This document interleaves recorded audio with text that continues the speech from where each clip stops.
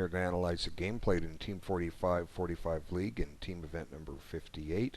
It's in week 1, and this was selected as game of the week. It's between lacibacsi and Helaman. Let's have a look. Okay, the 4 knights is rare. It generally leads to pretty balanced, even positions. D4. It turned out I actually checked this up. It followed book for about a dozen moves, and I think essentially the game is even. It has a drawish character to it, but it doesn't have to be. Since white's never challenging black, as long as black's developing, black will hold equality, and the double pawns don't need to be feared at all because one of the here I'll show you. Black's going to be able to get d5 in and get active play in the center, and eventually the pawns will be undoubled. Now white plays here to protect his pawn, although the bishop's not particularly active. There's really not much to this game, unfortunately. We'll get to the key point, but I think the turning point started in a little bit. But here's black doing what just comes natural. And both sides need to complete their development. If you look at the position, a couple things slightly in white's favor. White has 2 pawn islands, black has 3. Both sides' back ranks are perfectly symmetrical. The difference is the placement of the king's bishops and each remaining knight. Okay, so white develops that bishop, which is good, and had some pressure on d5. Black chooses not to give up the bishop pair to double white pawns, but it's interesting. Black ended up giving up the bishop pair later. He could have done it at the expense of white pawns, but he didn't. Okay, knight a4. I think this is the square that kills white twice. Not so much on this move, but we'll get to it. But the old saying, "A knight on the rim is dim," and apparently this is actually theory. Unless you can get this knight into c5, there's really no point in putting the knight there. Okay, the knight would, if you want to save the double pawns, it'd be better to put it on e2. Then it's got some possibilities of new activity over on the king side. So I don't think that's a good move by white. And both sides are continuing their development. And if this is okay, I don't see it a cohesive plan for white. His pieces aren't working together, none of them. Same with black. It's essentially an even game. And black develops a piece and activates his bishop. But once again, it's still a pretty even game. Now white realizes his knight on the rim is dim, and he brings it back. Okay, a little pressure on the b file. Okay, now let's just stop and take stock here for a moment. There's only a little bit has changed. White still has 2 pawn islands. Black still has 3. But now black has an isolated pawn on an open file. But his bishop is well placed on d5, although white can get rid of it and pick up the bishop pair. And but really, the game is essentially even. But I think this is a huge positional mistake by black. This just weakens the king side unnecessarily. Let's back this up. Okay, what should black do? Well, time to get all the pieces in play. B4 is kind of a target. Black could maybe shed one of his weaknesses here soon with a move like A5 and start directing some counterplay against the B4 square. This is certainly playable. Let's see, A5. Okay, if white takes, and he probably won't, the black queen develops to a5. Now hits on the side of the board, but it's got some pressure. There's pressure on the pawn on a3. There's pressure with the queen on the knight. The b file has opened up for the black rook. This is a quite reasonable move, and black has kept his king side intact. White could push by. Okay, now this kind of puts the question to black. What's he going to do? Well, go ahead and you can go ahead and take it, I suppose. Let's see. Wait. Before I look at that, I don't necessarily want to take it and bring a white piece to b5.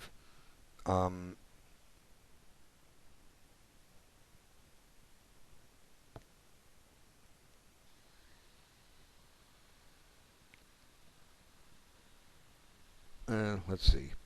I don't know. It's kind of an interesting move. We can just let it sit there and let him take here. I want to do something with knight e4. I'll show you what I'm trying to do. I'm trying to do some wholesale exchanges here on the e4 square. Okay, see. Now knight takes, bishop takes. Of course, this move, no, this move won't do anything. F3 is not a problem to deal with. You have queen c5 check. I'm just trying to do some wholesale exchanges here, just to give an example. And boom, the game. This is what I was trying to create. The game comes down to quite level, quite equal, and it was pretty equal before that. So it's really hard to muster any kind of advantage here. None of that was forced, but I'm thinking a5 is the more active move. I think g5 is a serious mistake, and I'll talk about it in a little bit. Why? Because we're not there yet. Okay, hit the rook. Now white goes into a little bit of a liquidation mode. Time to get the bishop pair, and it gives black a pass pawn, central pawn. And now he develops his rook. And I believe positionally, White's got a one game right now. Okay, he just goes into the wrong path. Why does White have a winning game? Well, it comes down to because of the end game. One thing I preach over and over again in a lot of my Team 45 League videos is the bishop versus the knight endgame. And it all boils down to this one key game, which I quote time and time again. Stoltz cashed in The Hague, 1928. It's in every endgame anthology. I have the game in my library. I think it's number 158, the whole game. And in essence, what looks like a very even endgame with pawns on both sides of the board. What's this doing? Don't do this to me. Okay. All right. It basically cashed in proves why the bishop beats the knight in the ending. Okay? And one of the things that happens in that game is that the logic is that the king and bishop work in unison to create entry points into the black position. And eventually a pawn will be won. That's basically the idea. Well, you see here in this position, we already have entry points, a path. This f5 square is pivotal, even to some respect g4, and you can get it into h5. The black king side is going to cause black in a precisely played endgame to lose this. Okay. Now, can you go out and play a precise endgame? Well, yeah. If you know the principle of how the bishop beats the knight, I think any reasonable player can do it. So strategically, White is winning. Okay. Now, watch what happens. Okay, he brings the king up, and as I said earlier, a4 was the square that kind of doomed White. He got off to the side of the board, and the queen, even, yeah, it's menacing this pawn. But let me just give a better move. Okay, queen f3. Now, White has now completed his development. Well, theoretically the rook's developed, but it's not quite in play yet. But White's holding on to the center file. The queen is centralized. It ties down the knight in some respect because the queen could come into f5, and that could become very cumbersome for black to have to deal with. So the only weak square in the white position really is a3, and black's not ready to assault it. And I don't think black wants to play a5 in a position like this, because white will just get his own pass pawn. Now, it's true black has an asset. He has a pass pawn. But there's another factor why this is a winning game for white. And that's because white will be able to create an outside pass pawn. And that's going to prove decisive in this ending. There's just too many weaknesses on the black king side, and d4, e5, f5, g4, h4, or h5. Here, let me clear these. To do that, I have to go back a move. Okay, let's back this up. Okay, weak squares in the black position. Come on, make it. There it goes. These are all entry squares too. That's a lot of squares. And what can black do to defend against those? Well, only one pawn can this pawn can cover one of them. Okay, it can come up here and eliminate e5 as an entry square, but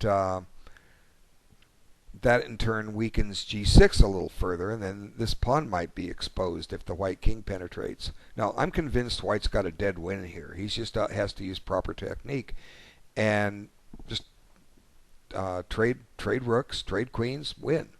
And this outside pass pawn will make all the difference in the world. So let's see. Let's back it up. Okay, let's go here again. Now, how does black save a position like this? Well, he's got to avoid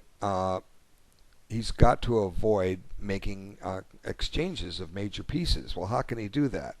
Okay, don't put anything on the C file. Okay, because if you put something on the C file, white's going to trade it off. But in a way, you have to put something on the C file, or white's going to double there. Like for instance, suppose black just shuffles around a little bit. Let's just illustrate. I'm just going to make a couple bad moves for black. Boom, white's on the open C file. White's getting ready to come to the 7th rank. Okay, so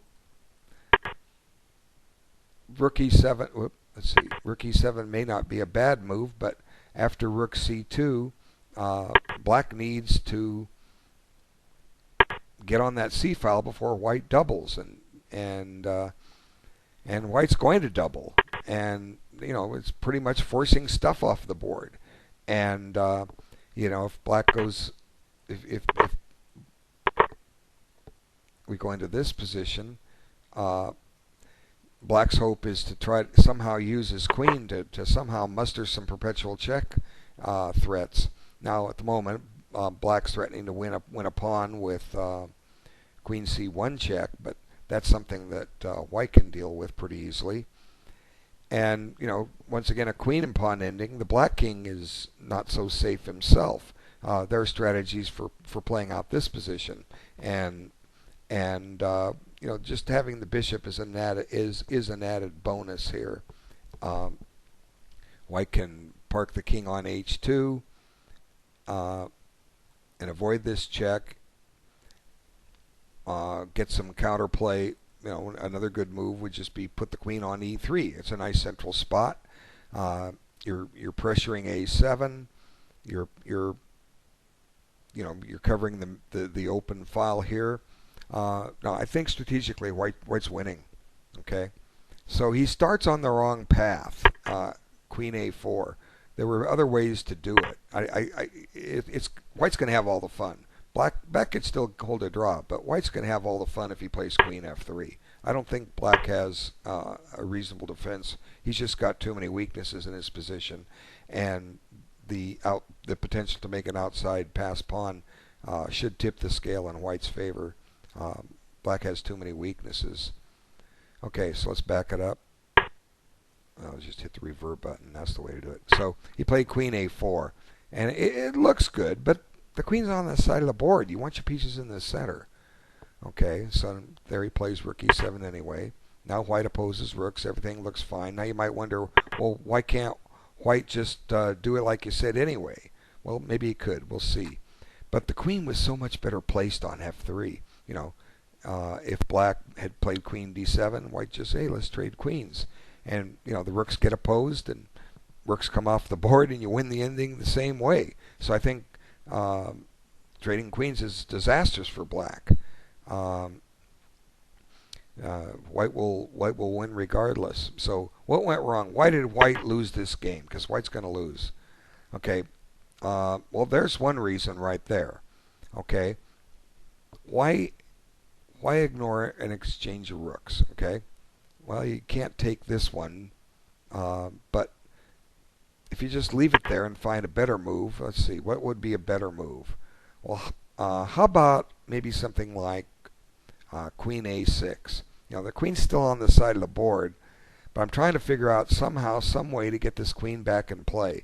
The only, Queen B3, you could myth a mistake and bring the queen back to D1, and then, hey, if both rooks come off, that's fine. I already said that White's better off in that. Rook takes, queen takes in either order, rook takes, queen takes, boom. You've mission accomplished. But sometimes we don't want to admit a mistake because we didn't realize we made one. We say, oh, I can't play queen d1 because I'm just retreating my queen. But White doesn't realize he has a winning ending. So anyway, now one rook down, one rook to go, and White should win. But why doesn't he? Okay, because, well, here's one reason. The black rook got active. Okay, now there's a pressure on the bishop. That shouldn't be decisive. That's a better square for the queen, not for the bishop. The bishop has no future there, so more prudent would be to bring the bishop back to B1. Now, I'm not saying we're going to get the queen there, but the bishop is quite safe on B1. And then black has to deal with this threat. And he still does. Let's see how he does it. He does it with queen b6.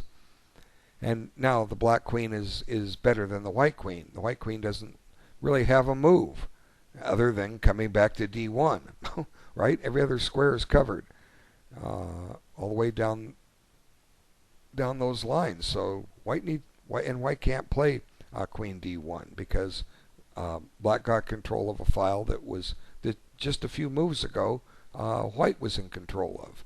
Here, I'll just point the mouse. White had control of the C file right here. And there was no way he could have lost it had he played queen f3. Okay? None. So White's getting himself a little bit of hot water. And now, he's just searching for a plan. I think now White starts creating weaknesses in his own pawns, and this is what leads to White's demise. And suddenly the black game is very, very active. And I don't think this plan was any good, because your pawns, are going to be lost. You got the queens off the board, but the queen side pawn majority is neutralized. And maybe White thought he would still draw this. He's happy with the draw. Hey, look, I won a pawn, but black has some resources, and I didn't. Here I talk about all these timestamps.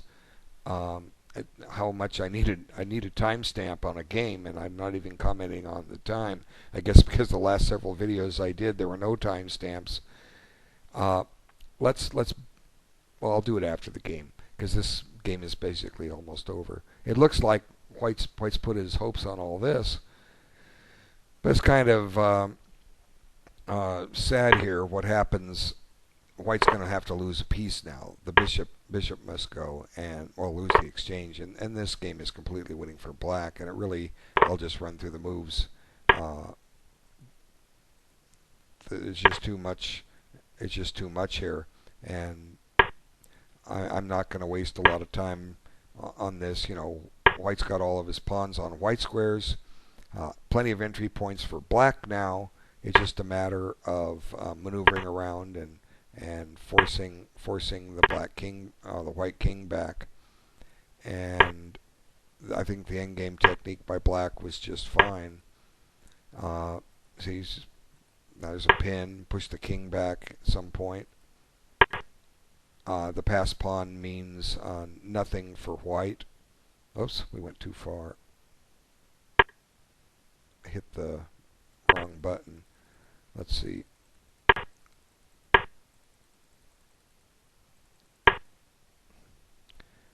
like I say, I don't think the pass pawn means anything for white because he can't run it, and he will run it here in a minute, and it just gets lost.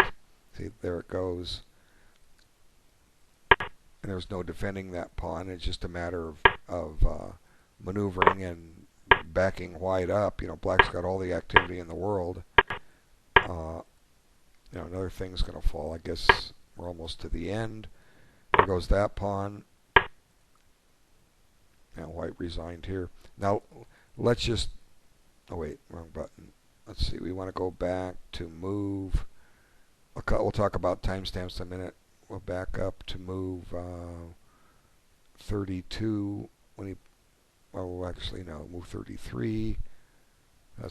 We go back 50. That's the command. 50 half moves.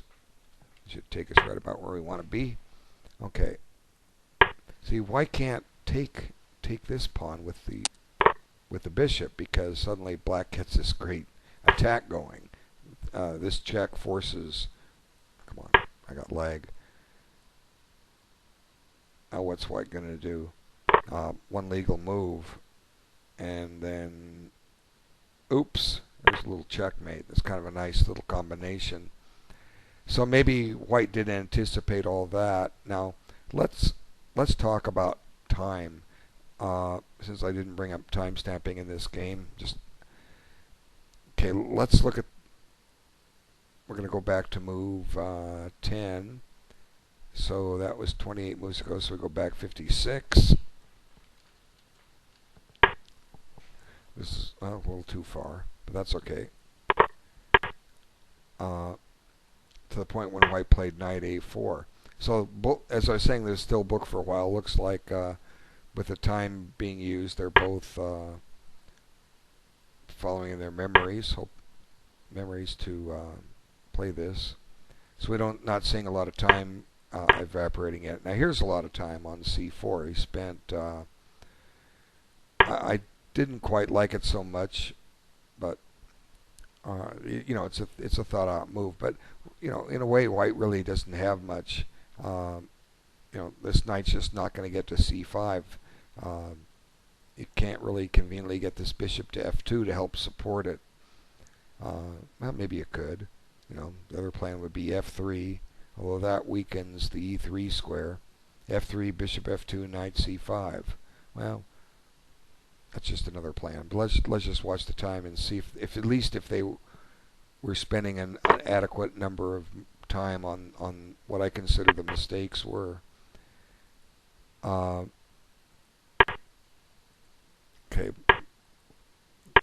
Both sides. Okay, g5. How much time did he spend on that? Well, you spent your time on the move. Okay, now I don't know. I was suggesting a5. Okay. The clock went down 5 minutes plus an increment, so he spent almost 6 minutes. But in general principle, it's just bad because of what it does for those key endgames. It just gives white a free inroad into the black king side once the ending comes. That outside pass pawn is going to divert either the king or the knight away, and d5 is going to fall, and then the king will run right in the king side and chew up the pawns. Okay, so let's see. The clocks are moving. They're taking their time on their moves, spending at least the increment. There's a big gap.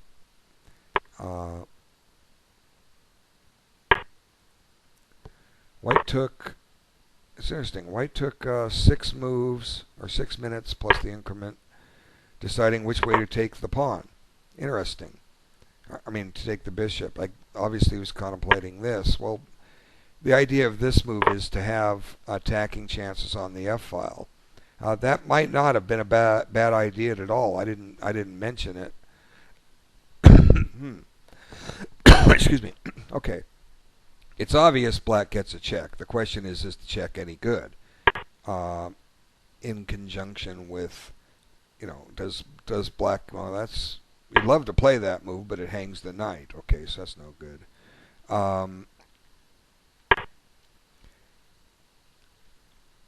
The knight's kind of versatile right now simply because it's keeping white's queen out of h5, okay, and it's defending h7 in case the queen gets to f5. But then there's pressure on that f file. This might not have been a bad move. I was already saying white was winning in this position just after that exchange when he played queen e4 instead of queen f3. I think this just gives more problems for black. So I knight e4, trying to shut that file down. Maybe give white a chance to trade his bishop for the knight and avoid losing that potential ending. I think white should be okay out of this. Now queen f3, you have time for that because you're covering f2, and knight d2 is met by queen takes f7 check. And then we can break the fork if need be. Let's see, queen f3, black's got to deal with this, so let's try rook e7.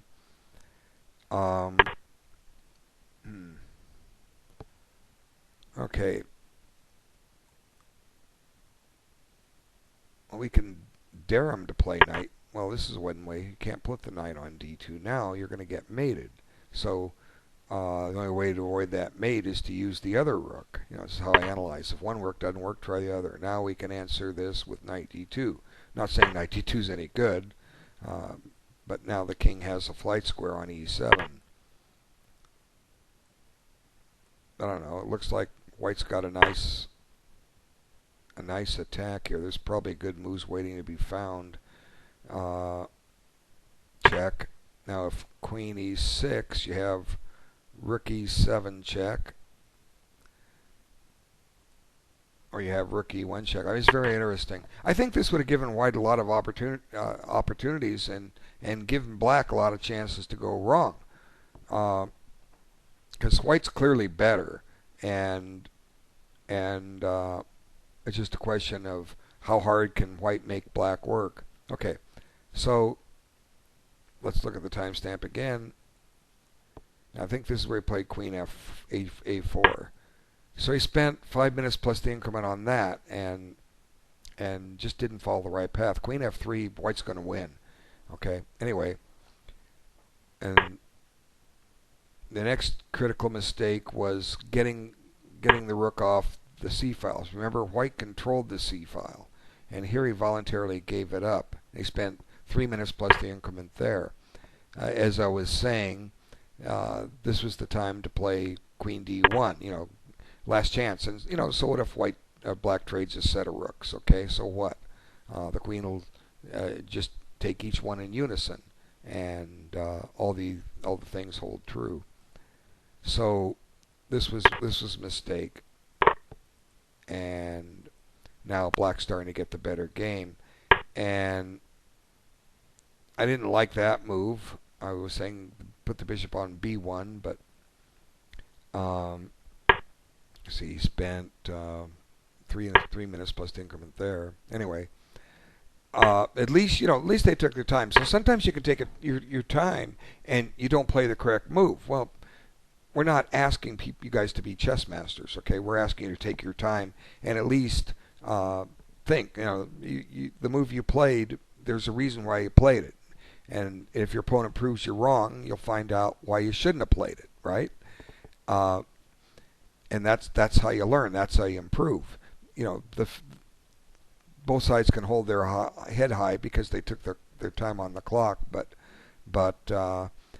unfortunately, they took a long time on some pretty bad moves. Okay, but overall, it was a pretty well played game. White had far more errors than black did, but unfortunately, blacks were serious. He left himself with a theoretically lost game, but you have to know theory and how to do it. Okay, and that's obviously it's shown here. White ended up having a theoretically winning game and lost it.